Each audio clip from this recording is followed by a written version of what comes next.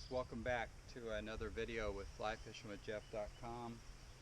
And I'm at home here in southern Indiana. I'm back from the waters of Wisconsin and doing a lot of the things I need to do to kind of stay up on and stay with my fishing. In fact, I'm back here, I'm patching my boat in a couple of spots that I've had it now several years and on the water so much that it's starting to weather in a few places. So those are the things I get done. I also tie a lot of flies at this point in time.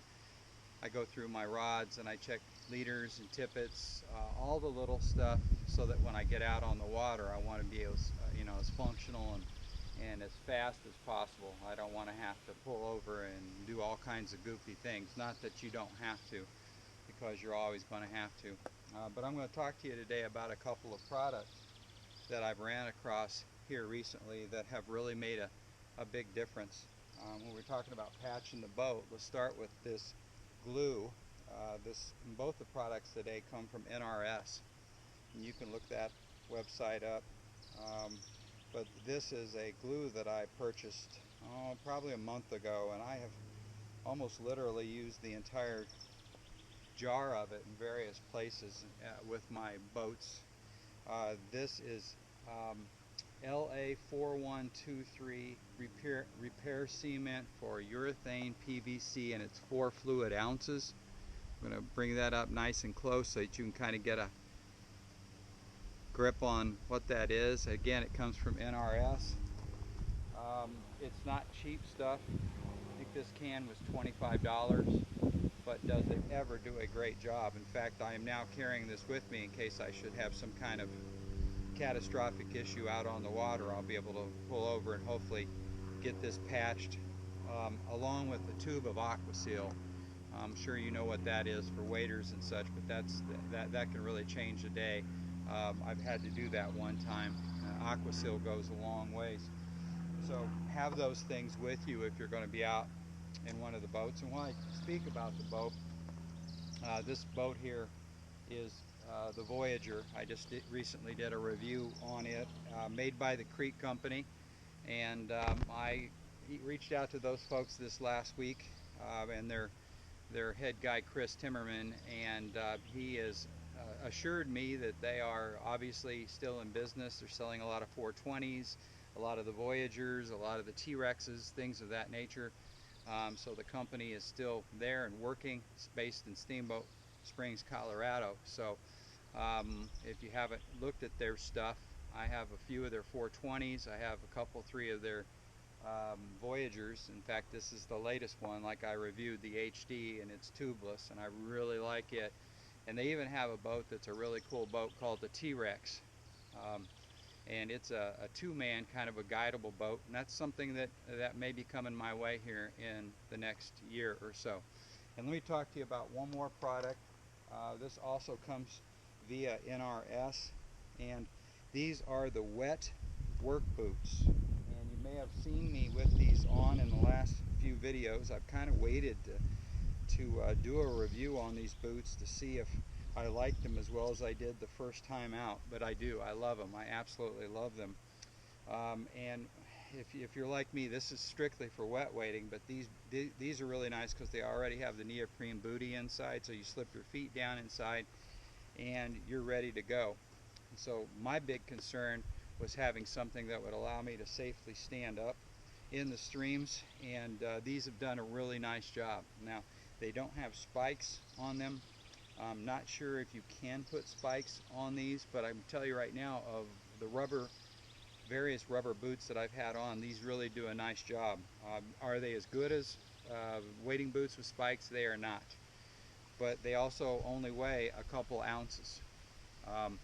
And I consider that to be a great value. The other thing they have is they have this really neat lip back here on the back, so that like I was up in the St. Croix here a couple of weeks ago, able to use my kick fins, and my kick fin strap slipped right over the top and locked in real nicely. And in fact, I was pleased that they actually fit inside my kick fins themselves, so I didn't have to change anything out. I could just reach down, yank the kick fins on. When I was ready to be done, pop them back off. I love these boots. I think you're going to like the price. They're $79.95. Again, you can find them at NRS. They are the wet work boots.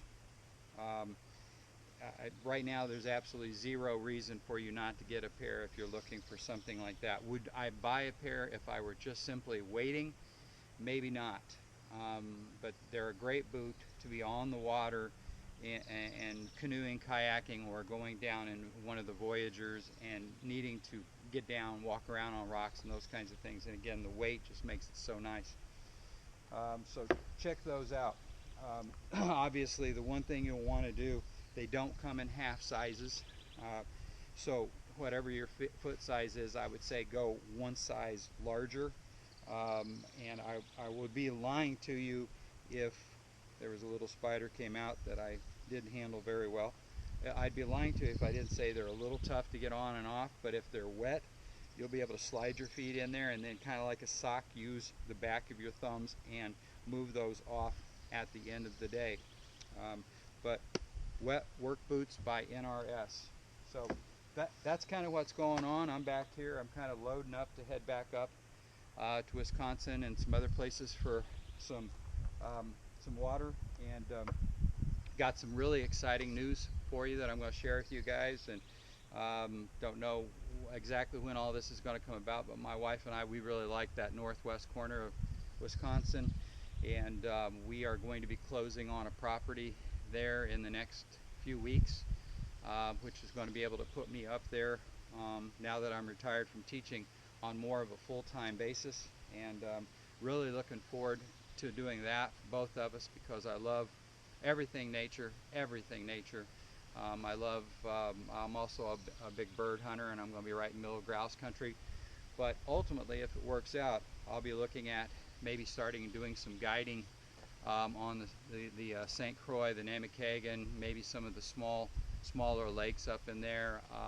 We're going to see how it works out, and I'll get back with you and let you know more on that in the future when I do. I'm going to try to keep the prices fairly reasonable so the average person, which I know I am an average person, can actually do a trip like this, because that's just some beautiful, pristine water. It's got some great fish on it.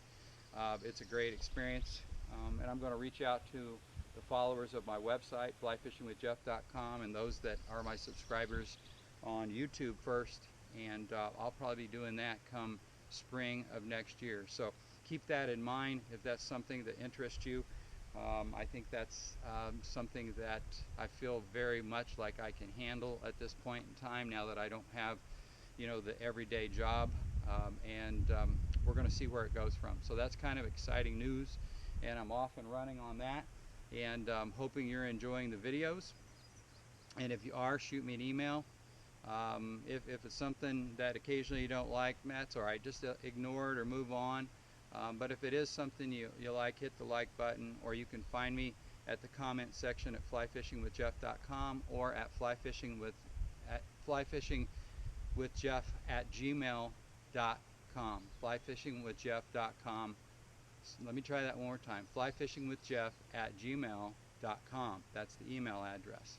And shoot me an email. I'll do the best I can to get back to you on all of that. And we hope you're having a great day, and we'll see you somewhere down the road.